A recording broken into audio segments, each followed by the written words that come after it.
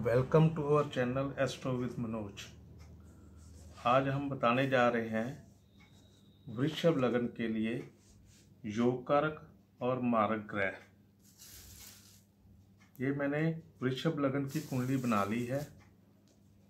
2, 3, 4, 5, 6, 7, 8, 9, 10, 11, 12 और 1 सभी की, जैसे वृषभ लग्न का मालिक शुक्र है, इसी तरह मिथुन का बुध, कर्क का चंद्रमा, इसी तरह सारे लिख दिए हैं ताकि आपको समझने में आसानी आ जाए।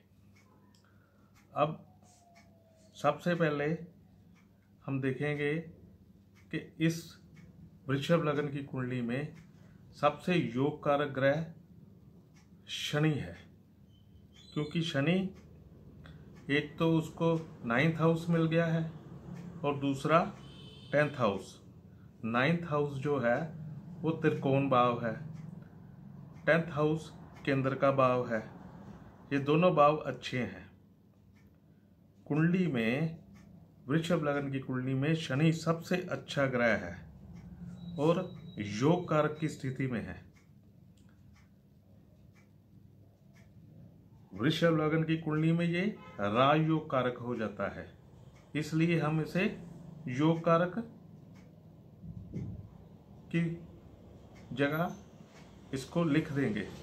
शनि जो है सबसे योग कारक ग्रह है वृषभ लग्न की कुंडली के लिए, और ये शुक्र का मित्र भी है, इसलिए ये सबसे योग कारक ग्रह है। अब हम बताएंगे कि जैसे हमने पहले बताया था कि लगन का मालक शुक्र इस कुंडली के लिए अशुभ ग्रह है। ये थोड़ी अजीब सी बात है, लेकिन वृषभ लग्न की कुंडली के लिए शुक्र जो है वो अशुभ होता है। क्यों?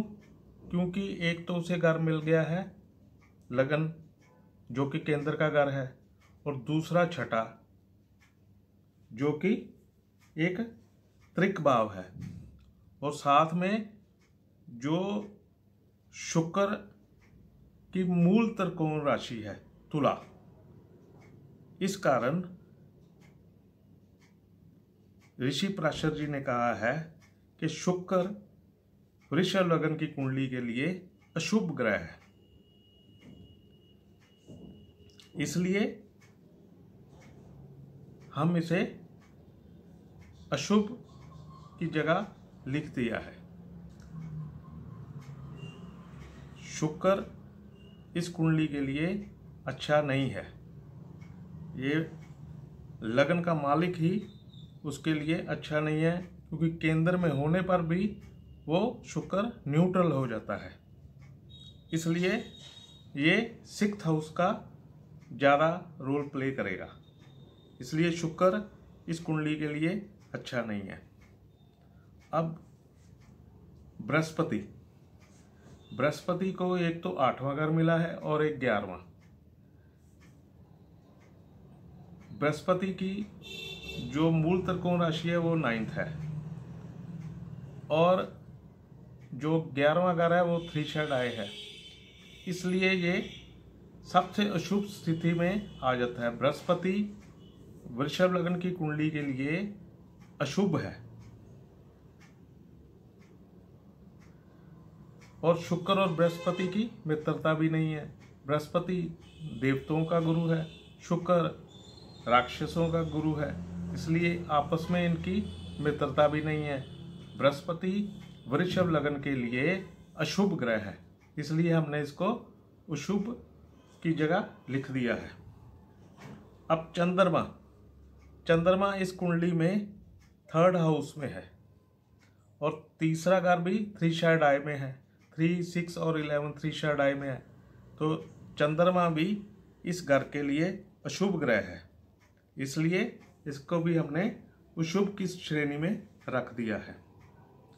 अब सूर्य जो कि 4th हाउस में है और अपनी मूल त्रिकोण राशि में है, क्योंकि सूर्य वैसे तो एक नैसर्गिक अशुभ ग्रह है, पर जब केंद्र में कोई भी अशुभ ग्रह आता है तो उसकी वो न्यूट्रल हो जाता है। इसलिए यहाँ क्योंकि ये उसकी मूल त्रिकोण राशि है, इसलिए ये शुभ की स्थिति में आ गया है।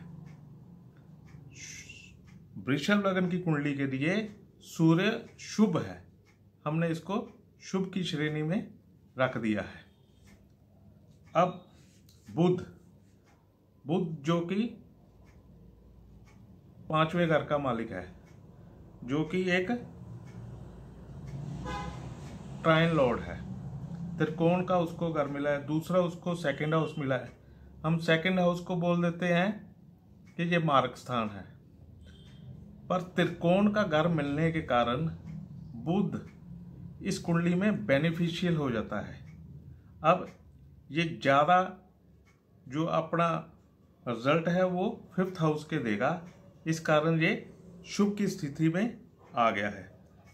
सो वृषभ लग्न के लिए बुध भी शुभ है। अब मंगल को एक तो घर मिला है 7वां और एक 12वां। 7वां घर तो मारक है और वृश्चिक मंगल की मूल त्रिकोण राशि भी है, और 12वां घर वो मंगल को दूसरी राशि मिली है, वो व्यय स्थान है, इसलिए ये मारक है। सबसे ज़्यादा मारक मंगल है, इसलिए हमने मारक की स्थिति में रख दिया है। तो इस तरह ये वृषभ लग्न की कुंडली के लिए योगकारक और मारक ग्रह हैं। अब अगर आपको मेरी वीडियो पसंद आए तो please share, like and subscribe my channel. Thank you for watching.